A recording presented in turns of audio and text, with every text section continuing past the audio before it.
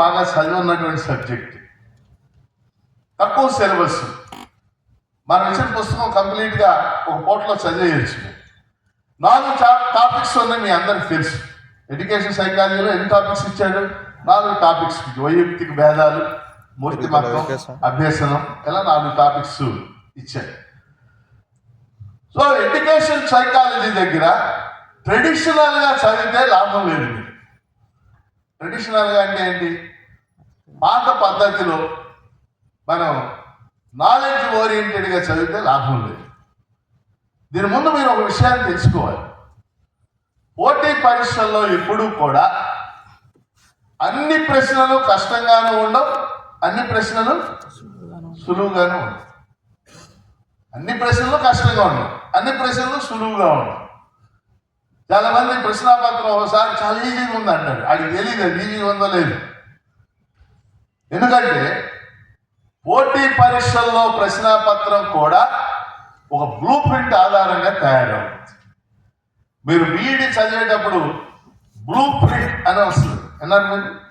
ఆ బ్లూ ప్రింట్లో 3 అంశాలు ఉంటాయి. ఏంటి? ఒక ప్రశ్నాపత్రం తయారు చేయాలంటే బ్లూ ప్రింట్, నాలెడ్జ్, అండర్స్టాండింగ్, మూడోది అప్లికేషన్. ఎన్నారు ఈ 3 పదాలు?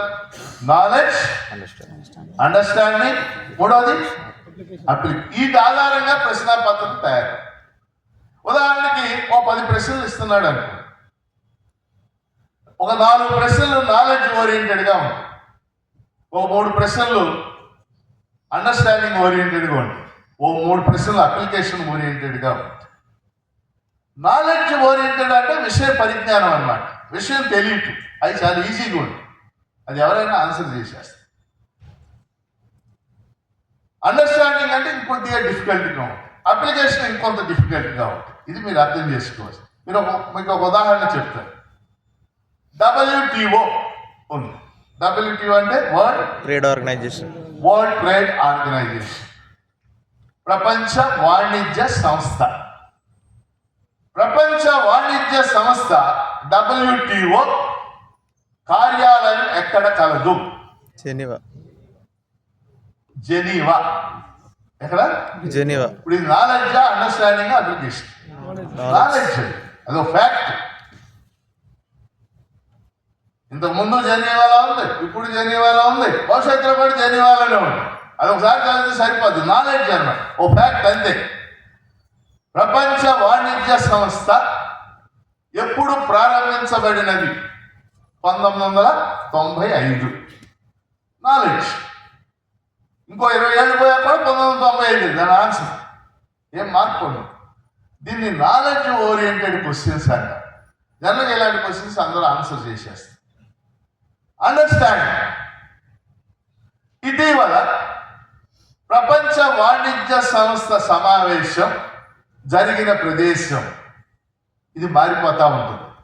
ఇటీవల ప్రపంచ వాణిజ్య సంస్థ సమావేశం జరిగిన ప్రదేశం: A Toronto, B Canberra, C Dubai, D Singapore.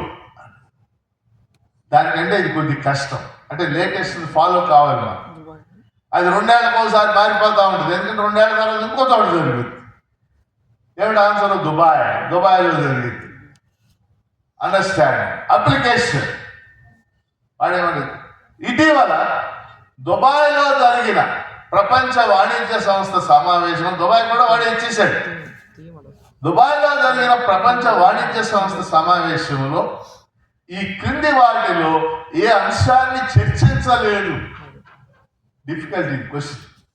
3 చర్చించిన అంశాలు ఇస్తాడు, 1 చర్చించిన అంశం ఇస్తాడు. టెక్స్టైల్స్ అంటాడు, అగ్రికల్చర్ అంటాడు, పేటెంట్ రైట్స్ అంటాడు. అండర్స్టాండింగ్ ఉంటే తప్పితే అప్లికేషన్ క్వశ్చన్ మనం ఆన్సర్ చేయి. అర్థమైంది? ఇప్పుడు ఇది ఎందుకు చెప్పానండి మీకు? సైకాలజీలో కూడా ప్రశ్నలు ఇలాగే చేస్తున్నాయి. సైకాలజీలో కొన్ని క్వశ్చన్స్ నాలెడ్జ్ ఓరియంటెడ్ క్వశ్చన్స్ అడుగుతాడు.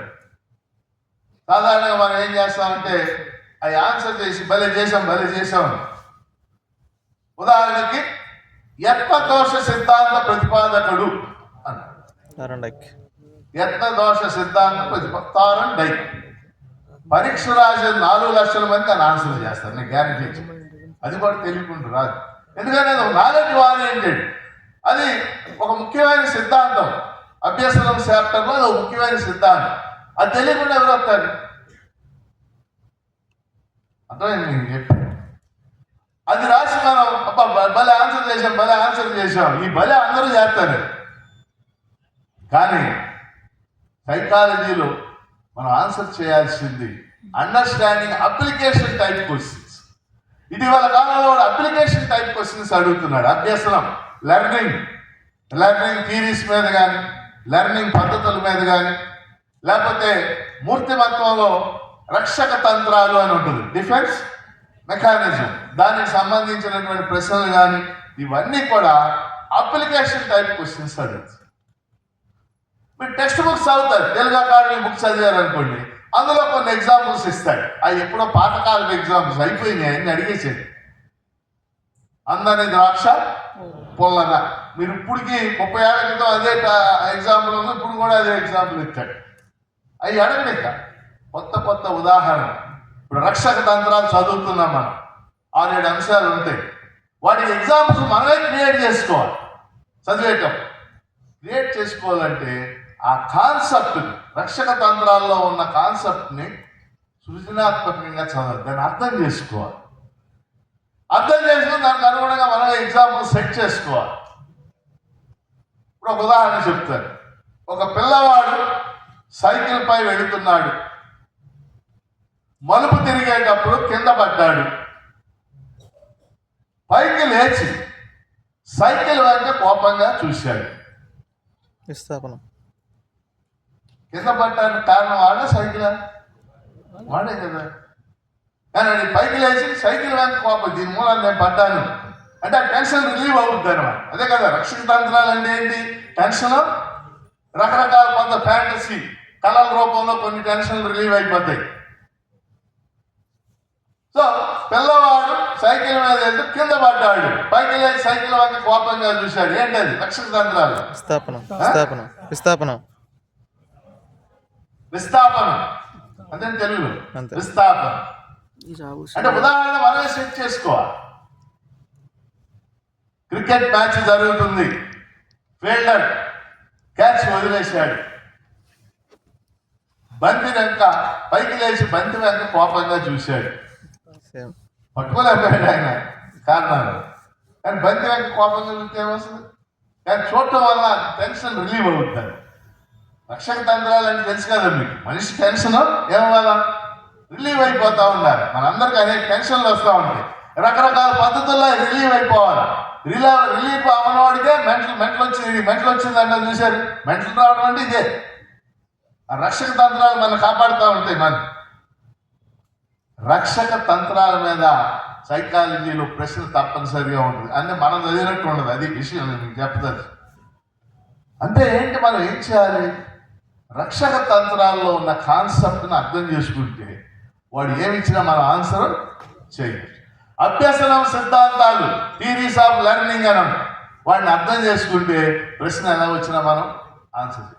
ప్రజ్ఞ అర్థం చేసుకుంటే ప్రశ్న వచ్చినా మనం ఆన్సర్ చేయాలి. ఎందుకంటే ఒక్కోసారి సైకాలజీ ఎంత చదివాక కూడా వాడు కొద్దిగా డిఫికల్ట్గా ఇవ్వగానే కష్టంగా ఉంది సార్, పేపర్ రాయలేకపోయాం సార్ అంటూ ఉంటారు. రాయలేకపోవడం కారణం ఏంటి? మనం అర్థం చేసుకోకపోవడం.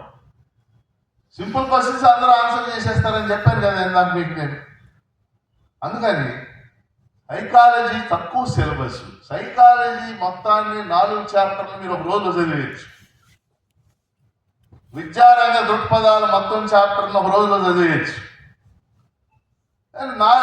జనరల్ నాలెడ్జ్, కరెంట్ అఫైర్స్ అది ఒక మహా ప్రస్థానం కదా. అది చదివినంత వరకు చదువుకుంటే వెళ్తాం. మనం అన్ని చదివినా అందులో ఒక ప్రశ్న కూడా రాకపోవచ్చు. మనం అక్కడ మన కామన్ సెన్స్ను ఉపయోగించి ఎగ్జామ్ హాల్లో, అందుకని ఫోకస్ ఎక్కడ పెట్టాలి? మనం వీటిని చదువుతూనే మనం కంటెంట్ మెథడాలజీ దగ్గర పెట్టాలి. కంటెంట్ మెథడాలజీ దగ్గర ఒక అడ్వాంటేజ్ ఏంటంటే ఆల్రెడీ మీరు 5 సార్లు 6 సార్లు చదివి ఉంటారు. కానీ ఇది కూడా చాలా మంది అభ్యర్థులు సైంటిఫిక్గా చదవలేదు. ఇప్పుడు ఇక్కడ ఎన్జిటి అభ్యర్థులు ఒకసారి చేతులు ఎత్తుందమ్మా. గుడ్. మీలో ఇప్పుడు చేతులు ఎత్తిన వాళ్ళలో మెథడాలజీ అంటే బోధనా పద్ధతులు, మేము తెలుగు అకాడమీ పుస్తకాలు చదివాం. ఈ 3 మెథడ్స్కి ట్రై మెథడాలజీ అంటారు కదా, మేము తెలుగు అకాడమీ పుస్తకం చదివాం అన్న వాళ్ళ చేతులు ఎత్తారు. ఒక్కడే ఎంతమంది ఎత్తారు కనపడతాం? సరిగ్గా ఎత్తారు. రెండే కనపడుతున్నాయి నాకు. ఏమో మీరు ఎవరు ఎత్తలేదా?